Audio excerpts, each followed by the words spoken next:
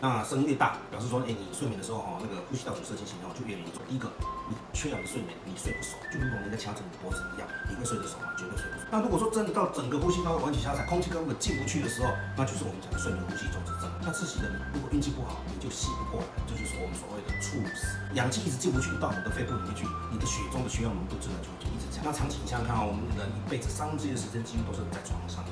那换句话说，这一辈子1/3的时间都是处在缺氧的状态。那长期的缺氧的结果，外国文献告诉我们，对我们的身体的会产生就是产生一些病变，特别是血管的病变。那有血管病变衍生出来的疾病有什么？包括糖尿病、高血压、动脉硬化、心脏血管疾病，甚至或者失智，这些都是由于血管病变所造成的。所以治疗打鼾是一件很迫切跟需要的事情。如果你对于打鼾以及睡眠呼吸中止有什么任何疑问，请在下面留言。我是波士顿陈俊博医师。